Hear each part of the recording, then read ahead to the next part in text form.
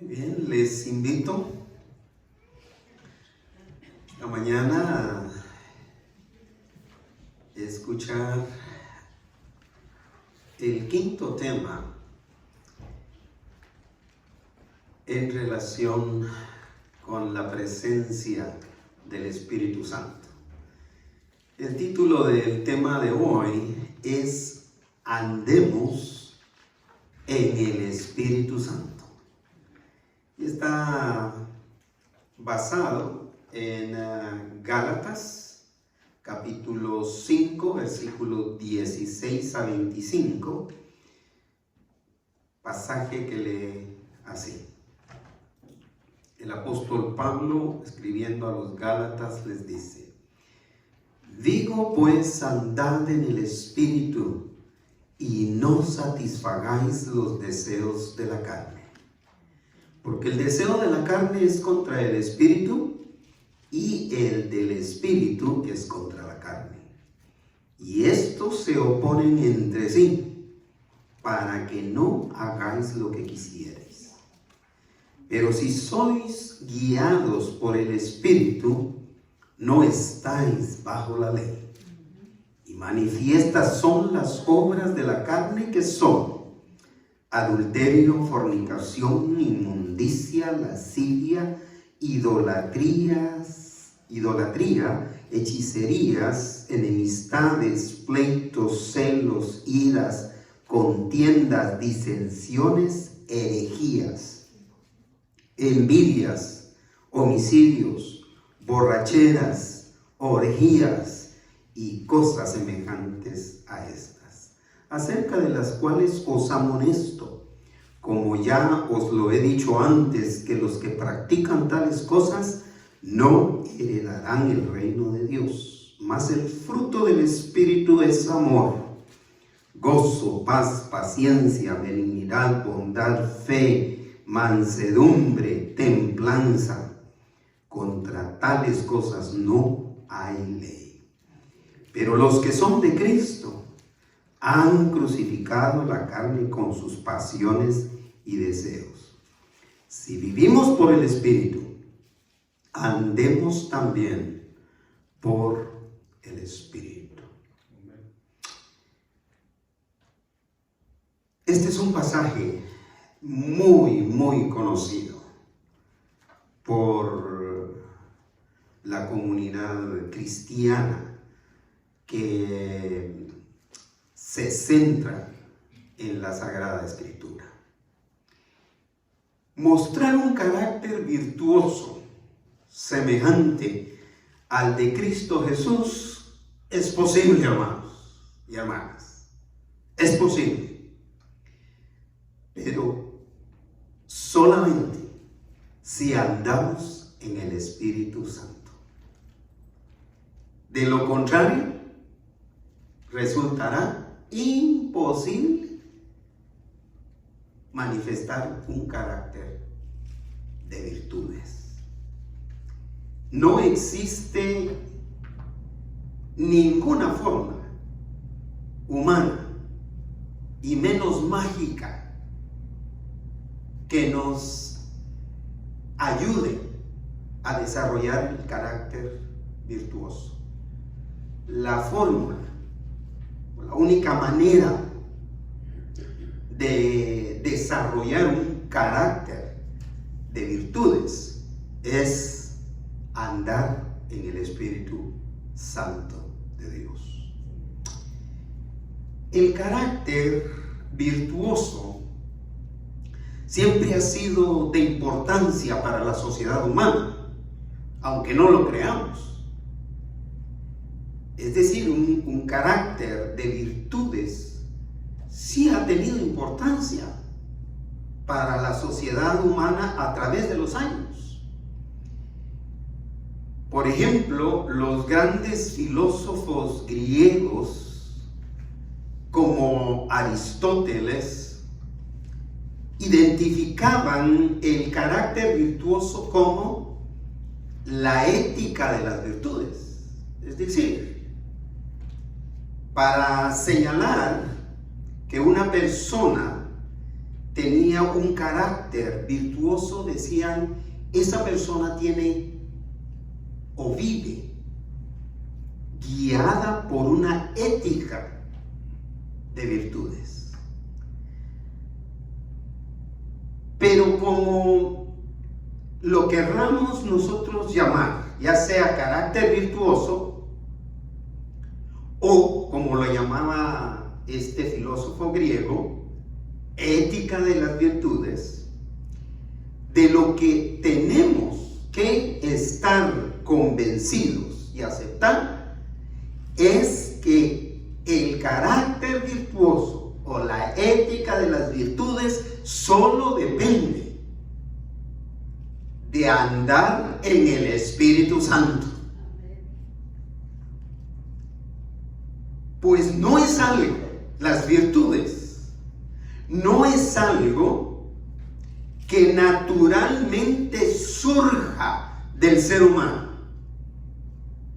De nosotros no hay manera, de ningún ser humano, hay manera que surja alguna virtud de manera natural, de manera espontánea o a través de magia. Definitivamente tiene que venir del ser más poderoso de todo el universo, nuestro Dios, a través del Espíritu Santo. Desde la perspectiva sociológica, es decir, la ciencia que estudia lo social, la conducta social incluso, tiene dos maneras de definir o identificar la conducta. Una de ellas la llaman moral. Y moral, la moral juzga, o es juzgada, más bien dicho, la conducta desde la perspectiva de la moral, es juzgada por la sociedad humana donde vivimos. Para ponerlo en palabras sencillas, de acuerdo a esta definición, el tema de la moral es el tema más controversial que puede existir. Es el tema más cuestionable que puede existir. ¿Por qué? Porque es juzgada por la sociedad humana. Y no para todos, les aseguro, si no se los garantizo, que solo en el pequeño grupo que estamos aquí, ya hay diferencia en cuanto a lo que consideramos moral o inmoral o amoral, es decir, sin ninguna moralidad. Es demasiado subjetivo, demasiado. Lo que para unos es bueno,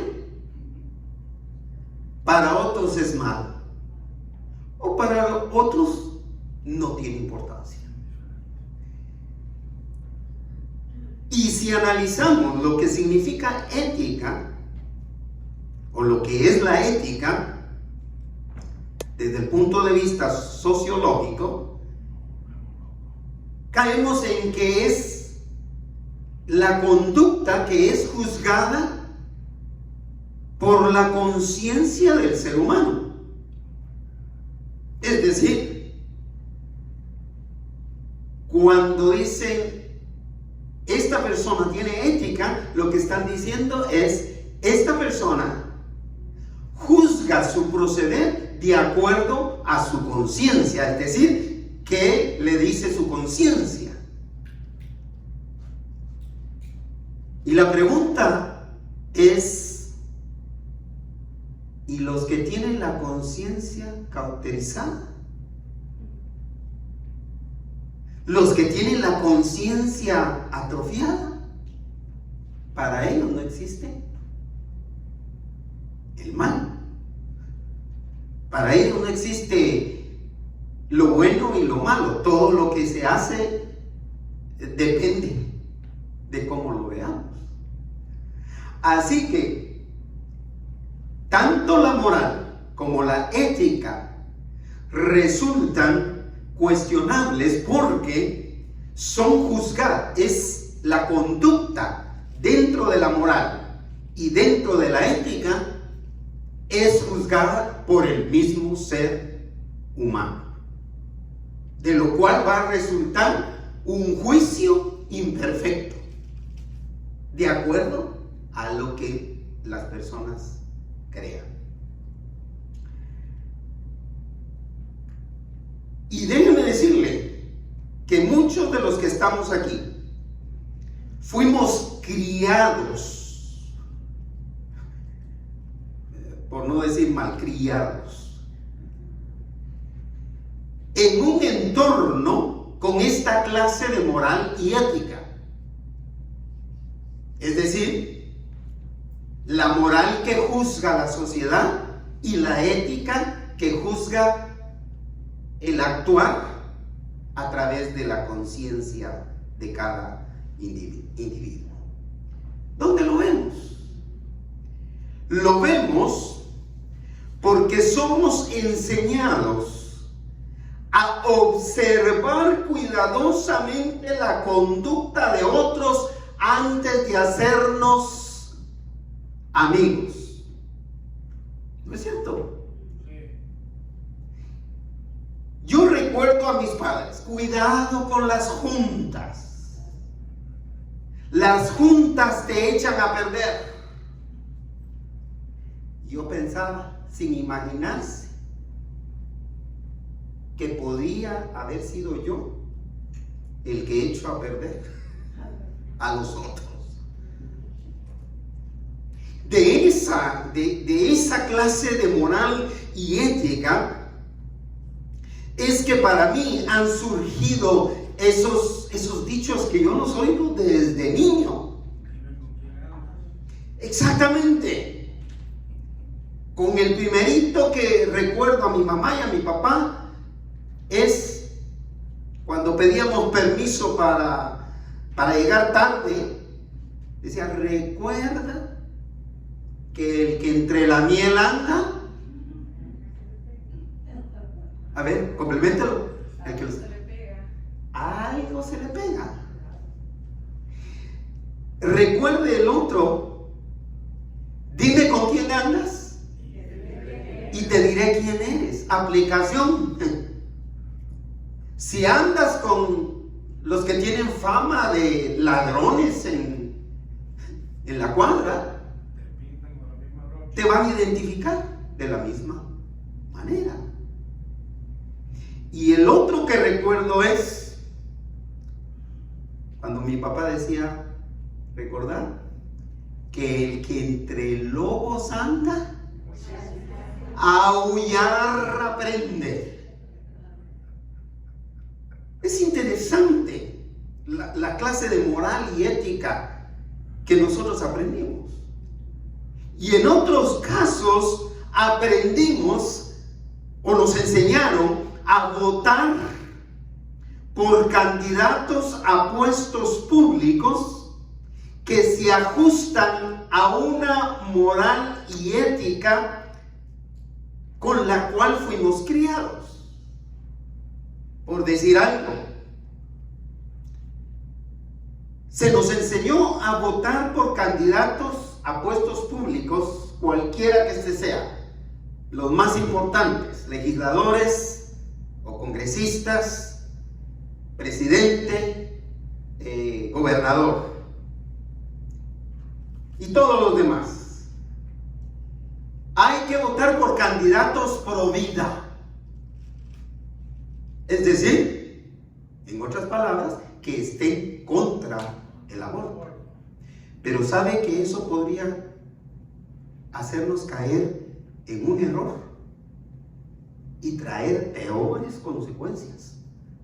Porque hay candidatos que por la clase de partido político al que representan se inclinan por ser pro vida o se inclinan por ser pro aborto.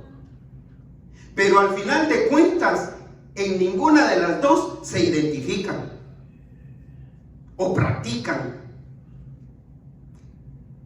Y resultan que son pro vida, pero junto con eso vienen 10 situaciones de conducta más implicadas a las que sí apoyan, que pueden traer un desenfreno a la sociedad en que vive.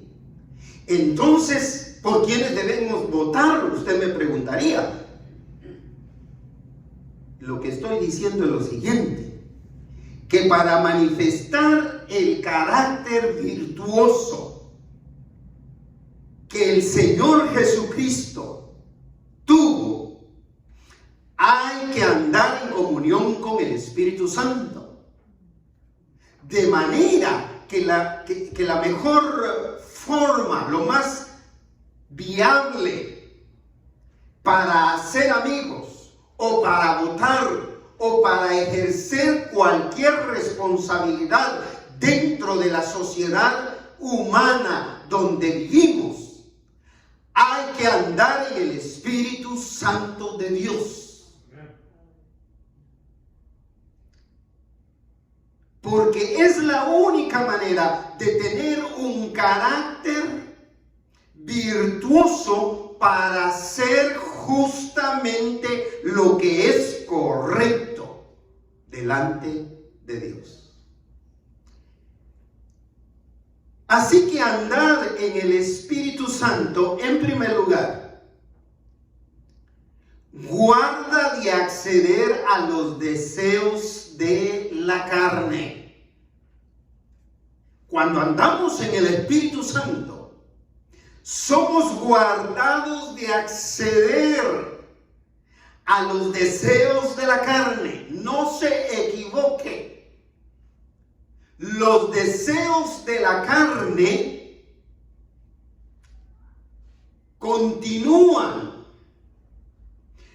con una batalla real contra el Espíritu de Dios que mora en nosotros. No hay moral ni ética humana que nos haga abstenernos del pecado. Por mucho que la moral o la ética digan, no es bueno abortar. Por mucho que la moral o la ética digan, no es bueno robar.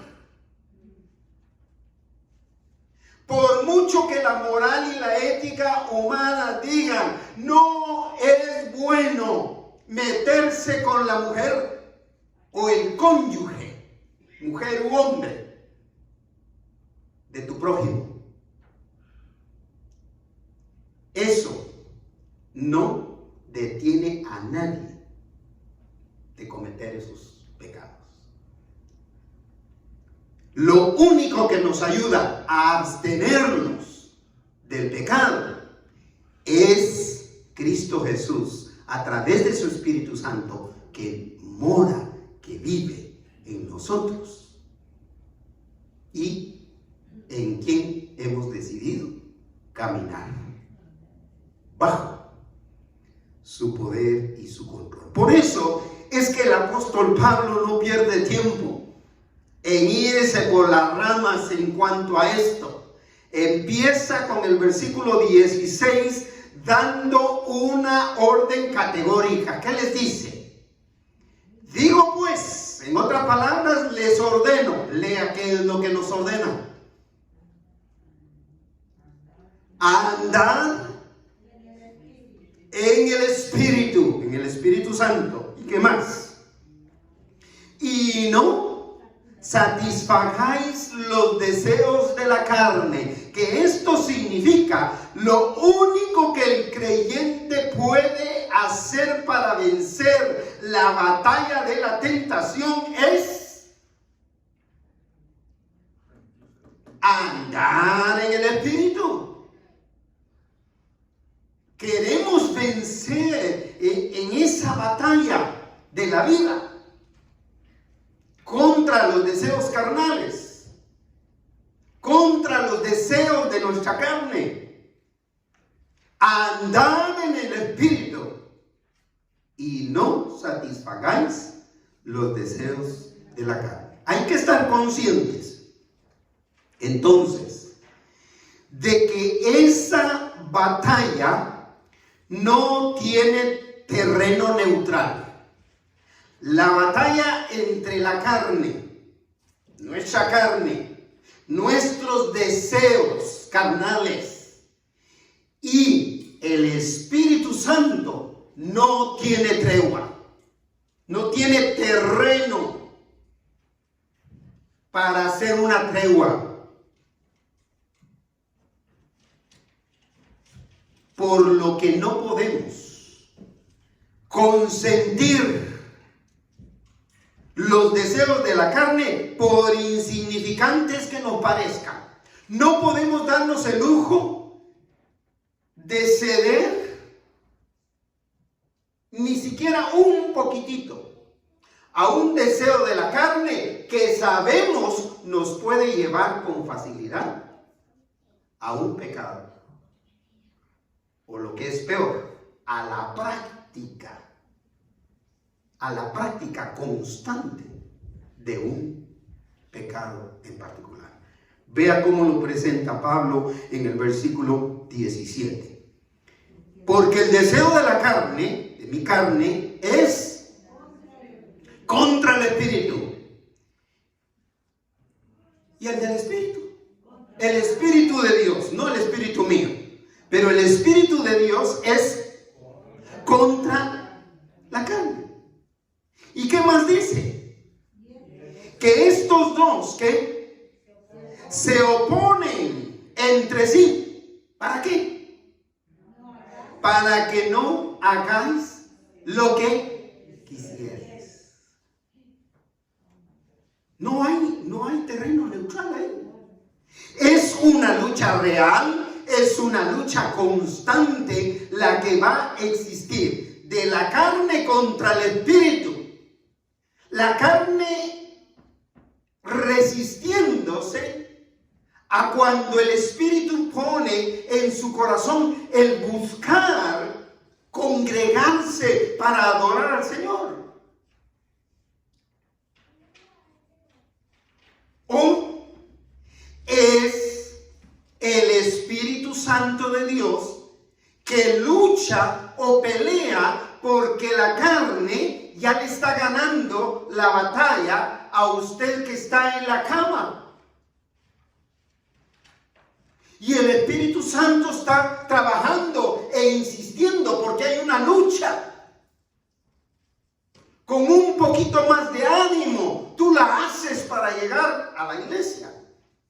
Pero lo mismo le dice la carne, con un poquito más de sueño, con un domingo que no vayas, nada va a pasar. Es una lucha, es una batalla entre la carne y el Espíritu de Dios. Cuando alguien recibe a Cristo como su Salvador, veámoslo de esta manera, es trasladado de muerte espiritual a vida eterna. ¿Entendemos eso? Pero en ese traslado va a atravesar una batalla intermedia. Muerte espiritual a vida eterna. Pero mientras se consuma la vida eterna, va a atravesar por una batalla espiritual entre la carne y el espíritu de nuestro Dios.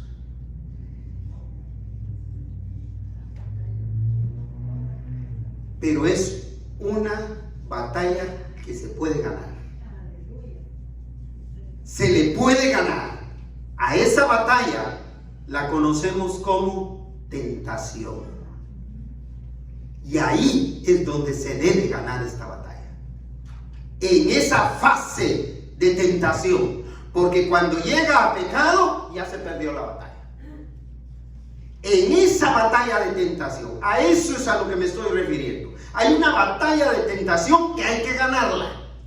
Y la única manera de ganarla es andando en el Espíritu de Dios. ¿Por qué hay que andar en el Espíritu de Dios para ganarla? Porque es el único recurso que nosotros tenemos de parte de Dios. Por eso es que el apóstol Pablo habló categóricamente de andar en el Espíritu de Dios. Entonces, puesto que la única solución del creyente para vencer los deseos de la carne es andar en el Espíritu, mis queridos oyentes, hermanos y hermanas, no caigamos en la trampa de querer cumplir la ley para vencer los deseos carnales. Porque ese era el error de los Gálatas. Por eso es que Pablo les está escribiendo así. Porque ellos pensaban, bueno, si cumplimos la ley, ya nos libramos de las batallas de la carne. Ya no vamos a ser tentados. Eso no es cierto. Por eso es que el apóstol Pablo les insiste a ellos en decirles que esa batalla real no da tregua y que no hay manera de cumplir la ley. Es una trampa del enemigo. O sea que si alguien nos exige cumplir la ley para no caer en pecado, es una trampa. Vea el versículo 18. Ahí es donde lo especifica con toda claridad. Pero si sois ¿qué? Guiados. ¿Por quién? Por el Espíritu. Se refiere al Espíritu de Dios. Entonces, no estáis bajo la ley. Esta declaración, como cierre de este primer punto, hay que hacerla completa. Especialmente, hermano, para los que les gusta hacer declaraciones basados en la Escritura. Claro que podemos hacer esta declaración, pero hay que hacerla completa. Pero si sois guiados por el Espíritu, esta sería la primera parte de la declaración. En otras palabras, ¿cómo diríamos al hacerla una declaración? Soy guiado por el Espíritu Santo. Repita, soy guiado por el Espíritu Santo. Pero por 1000 veces que usted diga esta primera parte, si no dice la segunda, está incompleta. La declaración es así. Si sois guiados por el Espíritu Santo, no estáis bajo la ley. La declaración que yo tendría que hacer personalmente es: soy guiado por el Espíritu Santo, no estoy bajo la ley. Permítame explicarle la razón. Esta declaración revela que el Espíritu Santo no está sujeto a la ley. por ser Dios creador de la misma. Hay una gran diferencia entre Dios o las leyes de Dios o las leyes del Espíritu Santo y las leyes humanas. Ahora tenemos un vivo ejemplo de eso. Permítame explicárselo así.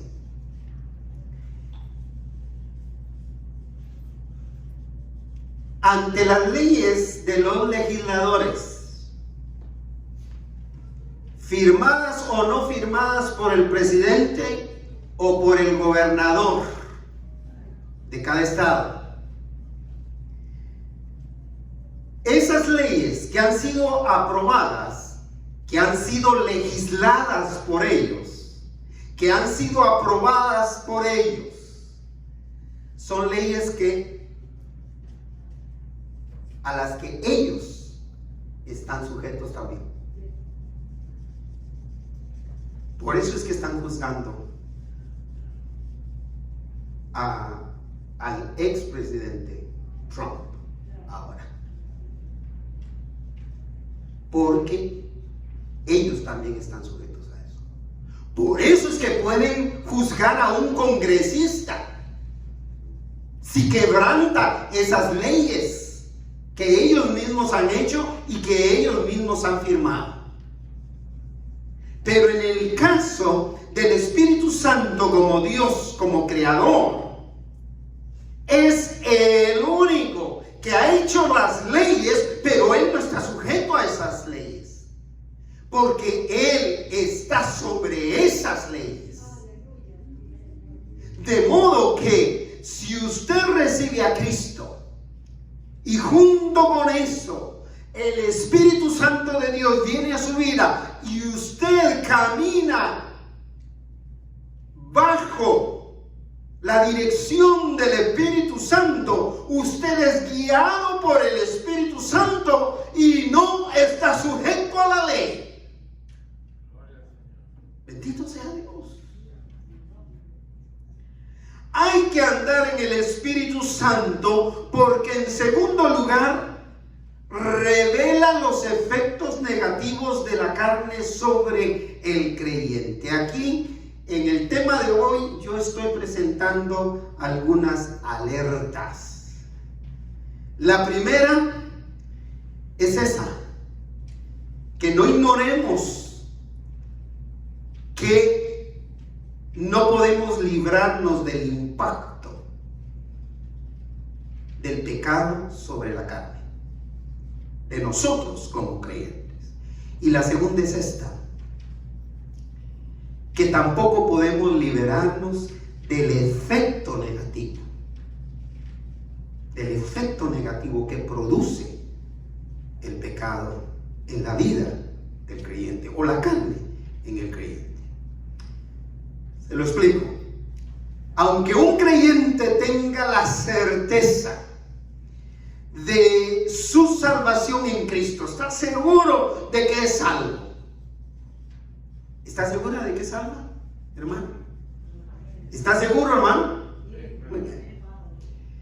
Pues aunque usted tenga la certeza de su salvación en Cristo, déjeme decirle que ni el apóstol Pablo ni ninguno de los otros escritores de los evangelios o en ninguna parte de la escritura se asume que los creyentes que están seguros, certeros de que tienen salvación en Cristo Jesús, estamos exentos de ese impacto espiritual que causan los deseos de la carne. Pablo lo pone de esta manera, versículo 19, continúa.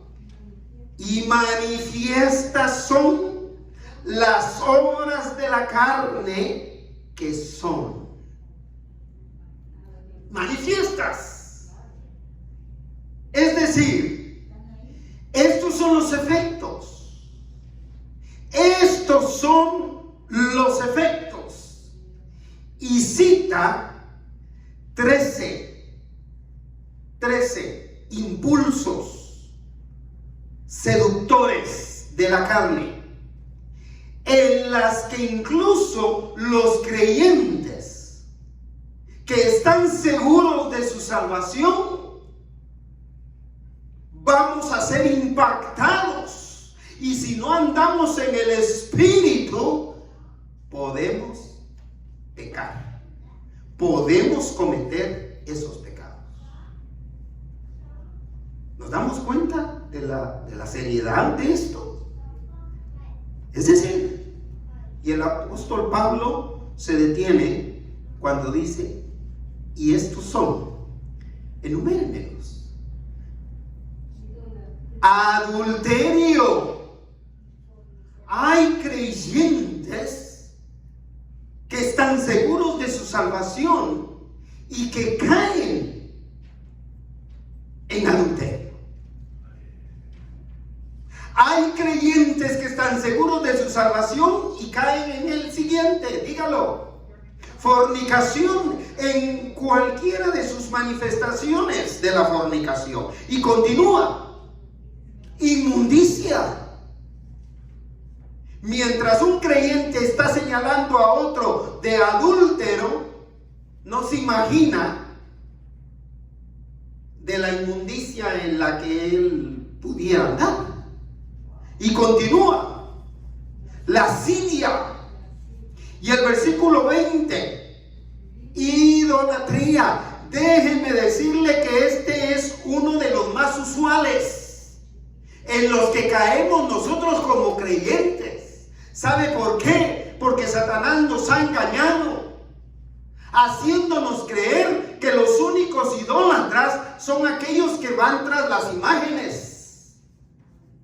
Fíjese que idolatría es todo lo que se interpone entre la adoración que usted quiere darle a Dios y Dios. Cuando algo se entremete en eso, ya resulta, y si usted lo sigue, ya usted es un idólatra. Interesante. ¿Qué más? Idolatría, ¿qué más? Hechicería. Mire, yo conozco creyentes que están seguros de su salvación, que se les hace más sencillo pagar $800 para hacer magia blanca o magia negra o no sé cuántos colores hay, que ofrendar. Prefieren pagar $800,000 para que les digan su futuro que traerlo de ofrenda a la casa del Señor para que se siga predicando el evangelio de Cristo. Así es de trágico. Y continúa: enemistades. Siga. Pleitos. ¿Cuánto nos vemos metidos en pleitos severos? Aún entre mismos familiares. Siga. Celos enfermizos. A veces se nos da por celar al cónyuge de la nada. Siga. Iras. Ese estallido de la ira, del enojo. ¿Qué más? Contiendas. ¿Qué más? Disensiones. ¿Qué más? Herejías. Estos son 13 impulsos o seducciones que comúnmente todos podemos experimentar. No es nada del otro mundo. Cuando sentimos el impacto, cuando sentimos la tentación de caer en cualquiera de estas 13 seducciones o tentaciones, pongámoslo así, porque hasta que no se consuman no son pecados.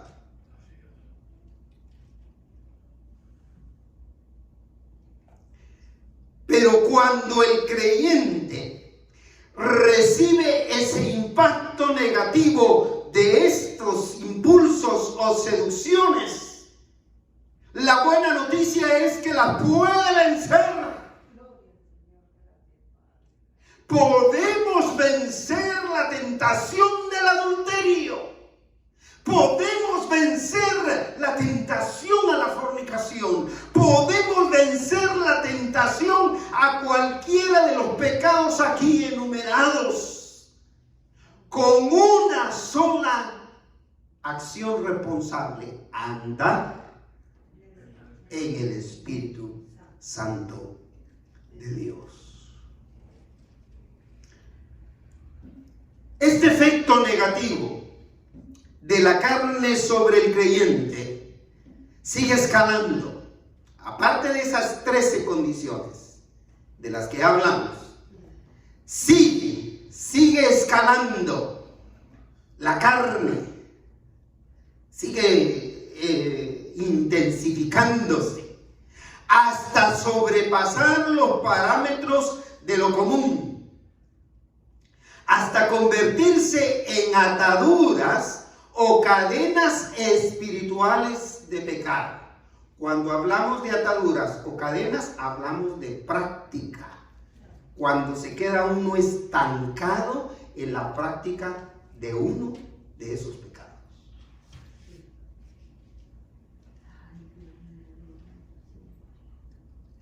El versículo 21 en su primera parte habla de 4 y la pone en pares. La razón es la siguiente. Empieza con el primer par. ¿Cuáles son? Envidias y homicidios. Este es el primer par. ¿Sabe por qué? ¿Alguien quiere participar? ¿Sabe por qué?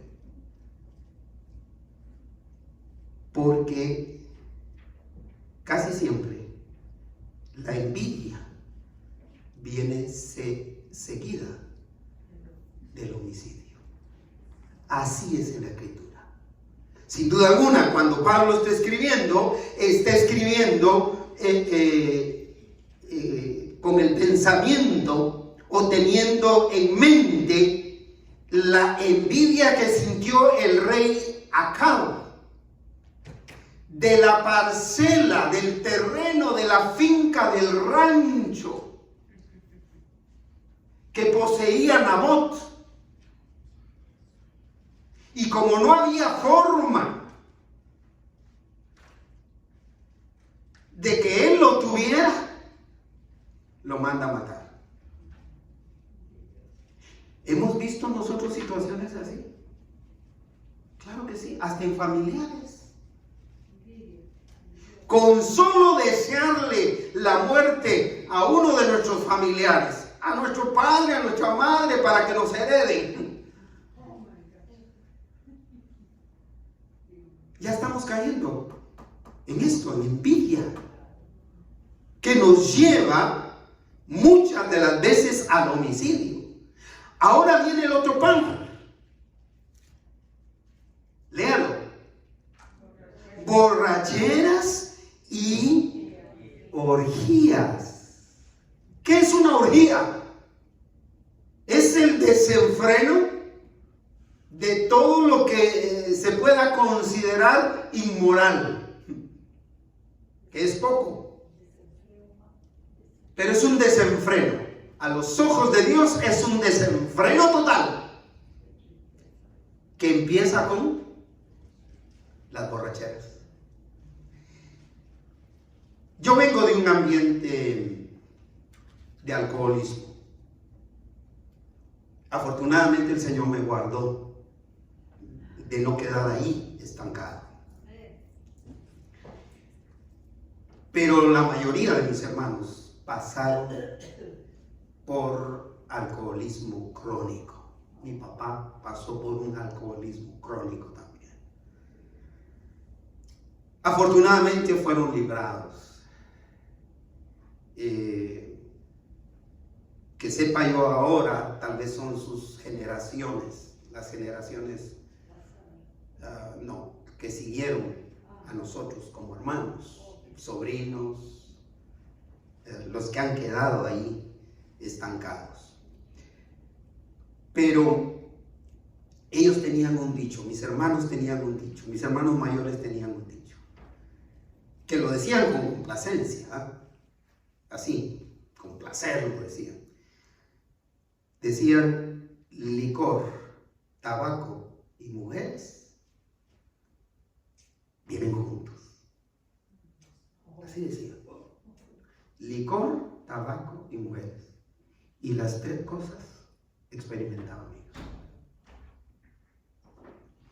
Por eso tengo sobrinos de varias parejas de mis hermanos. Pero es así. Hay que mantener la guardia arriba, la guardia espiritual arriba. Hay que estar siempre en guardia para vencer esos impulsos carnales en esa etapa de tentación. Nótese que estas 4 condiciones pecaminosas de las que hemos hablado son sensuales. ¿Qué significa eso? Veamos las envidias, los homicidios, las borracheras y las orgías. Todas esas son enfocadas hacia lo sensual del ser humano. Y las primeras 13 no quedan tampoco descartadas de ser sensuales. Es decir, todas se enfocan en el darle al ser humano un placer sensual, un placer en cualquiera de sus 5 sentidos. La naturaleza carnal del ser humano. Así que Pablo cierra este otro aspecto, este segundo aspecto, con la segunda parte del versículo 21, donde identifica una clara incompatibilidad entre el andar del creyente y el andar del no creyente. Ahorita lo que va a decir es: el andar de la hermana, no voy a decir ningún nombre, de la hermana fulana, es incompatible con el de su prima, la señora Mengana, que no es creyente.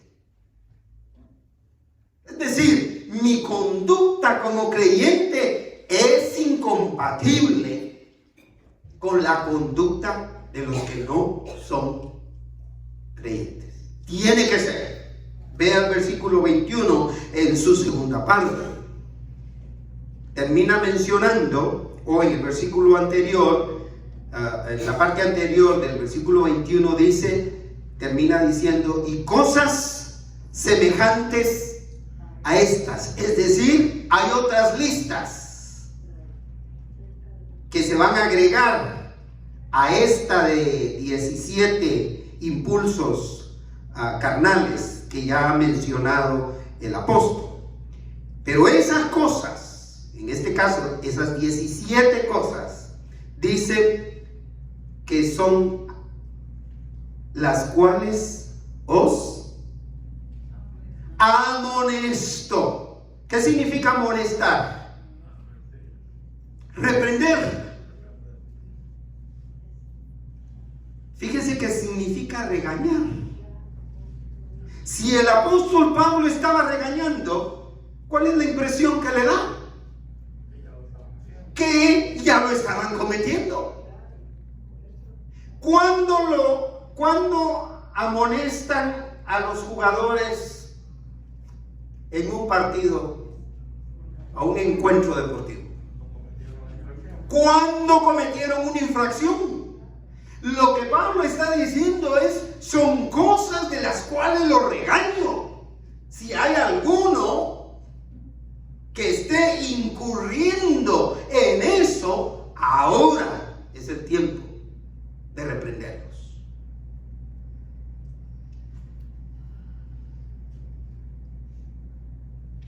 La conducta, o el versículo 21b, continúa diciendo, como ya os lo he dicho antes. Ahí es donde presenta la incompatibilidad. Como ya os lo he dicho antes, ¿qué? ¿Qué les dijo antes? Que los que practican tales cosas no heredarán el reino de Dios.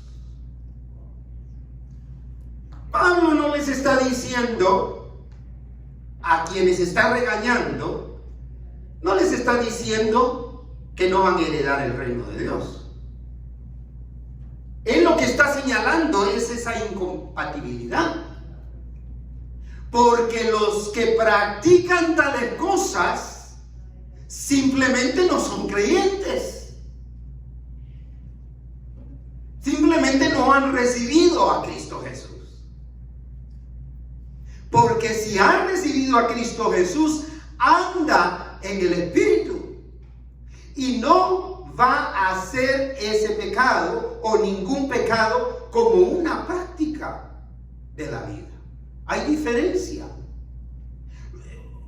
Cualquier creyente puede caer en avaricia, pero si se queda viviendo en esa condición, se convierte en una atadura, en una cadena que nos hace o nos haría dudar de que realmente entregó su vida a Cristo Jesús como Salvador. La conducta del creyente debe ser incompatible con la conducta del no creyente, porque todo pecador es responsable de sus pecados. Lo que Pablo está diciendo es que los que practican tales cosas no heredarán el reino de Dios. Es decir, no tendrán vida eterna. Así de sencillo. Finalmente, hay que andar en el Espíritu Santo, porque en tercer lugar, el Espíritu Santo produce el carácter virtuoso de Cristo en la vida del creyente. ¿Usted quiere tener un carácter virtuoso? Bueno, déjeme decirle que no es cuestión de que quiera. Si usted es creyente, si usted ha recibido a Cristo como su Salvador y usted anda en el Espíritu de Dios, el Espíritu Santo va a producir un carácter virtuoso en usted. Después de que Pablo demostró la incompatibilidad entre las obras de la carne y el andar en el Espíritu Santo, estableció que el fruto del Espíritu Santo en la vida del creyente es más importante que todas las buenas obras que usted pueda hacer, y que incluso que el cumplimiento de la ley que usted intente hacer por cuenta propia. No fumo, no tomo, pero todo lo hago por mi propia cuenta. El fruto del Espíritu es más importante que eso. Mire, muchas gracias por las obras que usted hace. Y piense en las obras, buenas obras que usted hace. Gracias. Pero no son lo más importante en la vida suya, en su carácter, sino que lo más importante es el fruto que el Espíritu Santo produce. Así que el versículo 22 y 23 continúan diciéndonos. El 22 inicia: mas el fruto del Espíritu. Déjenme que me detenga ahí un segundito. Los especialistas en griego que han traducido esta primera parte son muy insistentes en la forma en que se ha traducido. Mas el fruto es uno. Es uno el fruto.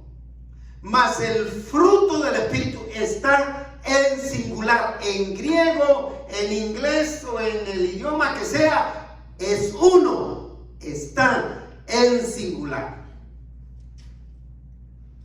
Ellos son insistentes porque estudian precisamente basados en el idioma original en que fue escrito.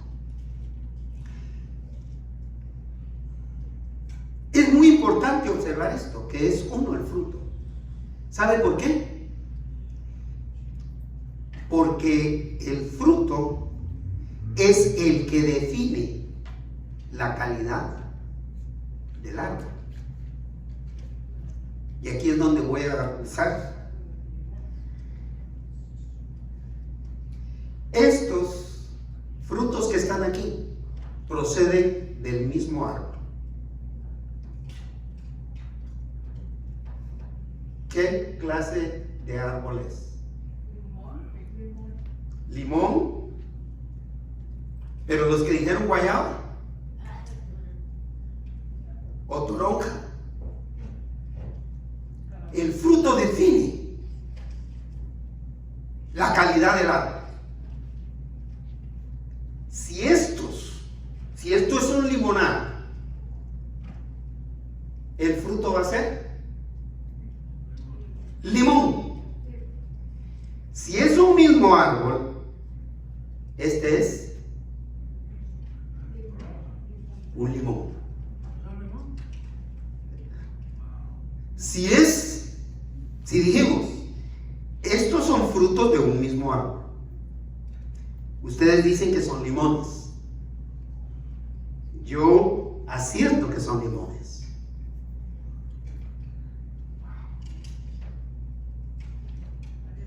Define la calidad del árbol. ¿Qué puedo decir del árbol? De limón. ¿Qué limones tan grandes? La calidad del árbol. Entonces, eso es lo que está diciendo Pablo. Lo más importante en la vida del creyente, en el carácter de un cristiano, de un creyente, es el fruto del Espíritu. ¿Por qué? Porque el fruto del Espíritu va a definir a la persona. ¿Se da cuenta? La importancia de esto. Y entonces dice el fruto del Espíritu, haciendo una paráfrasis, o sea, una lectura a mi manera del resto del versículo, diría: mas el fruto del Espíritu tiene las siguientes características, léalas: amor, gozo, paz, paciencia, benignidad, bondad, siga, 23, mansedumbre, mansedumbre, templanza. Déjenlo ahí. ¿Serían cuántas características? Es decir, nosotros podríamos decir, este fruto tiene las siguientes características: grande, jugoso, verde, delicioso o muy ácido, hermoso,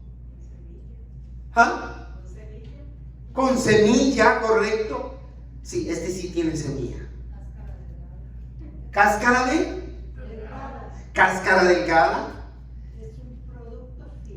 Es un producto fino, correcto. Entonces, lo que Pablo está diciendo, el fruto que el Espíritu produce en cada creyente cuando anda bajo el control del Espíritu Santo, va a ser un fruto lleno de amor. Ahí empiezan las características. Va a ser un fruto que va a reflejar gozo, paz, paciencia, benignidad, bondad, fe, mansedumbre y templanza. Y cierra el versículo 23 diciendo: contra tales cosas no hay ley.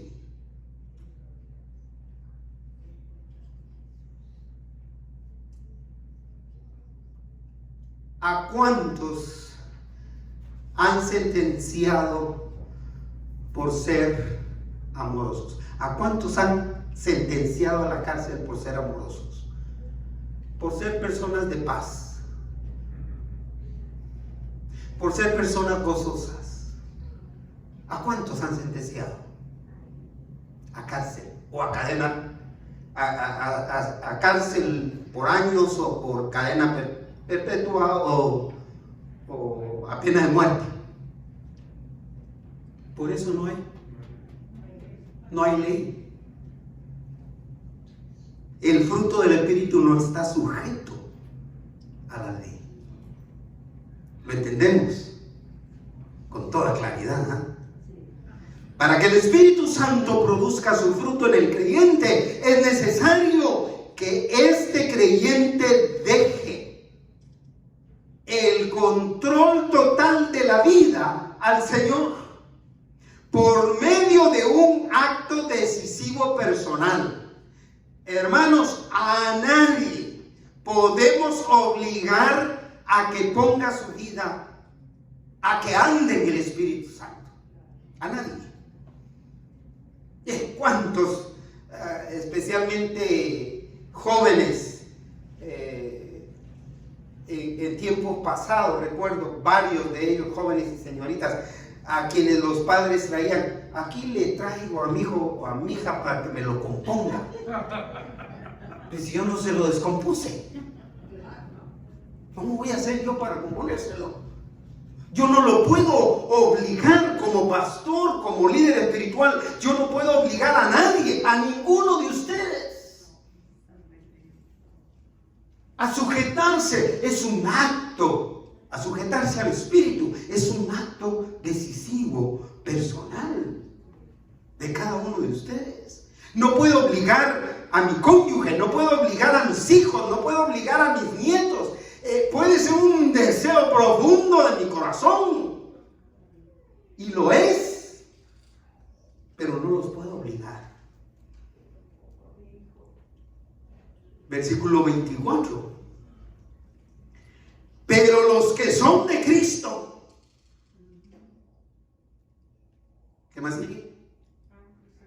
Han crucificado la carne con sus pasiones y deseos. Los que son de Cristo. La pregunta ¿es usted de Cristo? Entonces, tiene que haber ¿qué? No. Complementa el versículo. Tiene que haber crucificado la carne con sus pasiones y deseos. Y eso no significa otra cosa que andar en el Espíritu. Si han confiado su vida a Cristo Jesús, es un hecho que decidieron vencer los deseos de la carne. Así es de sencillo. Si son de Cristo, deben poner también su vida bajo el andar de su Espíritu Santo. Una vez usted da el control total de su vida al Espíritu Santo, usted se convierte en un ser libre para mostrar el carácter virtuoso de Cristo Jesús al andar en comunión con el Espíritu Santo de Dios. Pablo cierra este tema en el versículo 25 diciendo lo siguiente, leámoslo en voz alta: si vivimos por el Espíritu, andemos también por el Espíritu. Volvamos a decirlo: Si vivimos por el Espíritu, andemos también por el Espíritu. Pablo insiste en que el creyente ya no está sujeto al poder de la carne. Ya no estoy sujeto al poder de la carne. Asegúrese de creer eso. Al andar en el Espíritu, soy libre de vivir para Cristo. Concluyo. Cuando el creyente entiende la vida de la fe en Cristo Jesús en toda su proporción, reconoce con facilidad que andar en el Espíritu Santo va a incluir una lucha férrea, o sea, feroz y constante contra los deseos de la carne y el Espíritu de Dios. De eso tiene que estar consciente usted, hermano, hermana. Esa lucha no termina. Pero gracias al Señor, para nuestra bendición como creyentes, es una lucha que se puede ganar. Y como dicen los queridos hermanos mexicanos, con ese famoso dicho mundial de fútbol: sí se puede, sí se puede, si andamos en el Espíritu de Dios. Porque el Espíritu de Dios es el que produce ese fruto del carácter virtuoso de Cristo. Una vez más, estimado amigo, amiga, que por primera vez escucha un tema relacionado con la Escritura, abra su corazón, pídale a Jesús que entre en él como su Salvador personal, aceptando que es pecador, pecadora, pidiéndole con todo su corazón que le perdone sus pecados. Porque de esta manera usted podrá experimentar la salvación que Dios ofrece a todos los que se acercan a Él a través del sacrificio de Cristo. En el Señor Jesucristo hay perdón de pecados y vida eterna para todos. Mis queridos hermanos, hermanas, los invito a que identifiquemos cualquier deseo u obra de la carne que nos trata de seducir. Identifiquémoslo y confiémoselo al Señor en oración. Traigámoselo a los pies al Señor. Supliquémosle que lo descarte completamente de nuestras vidas a través de un andar en el Espíritu Santo.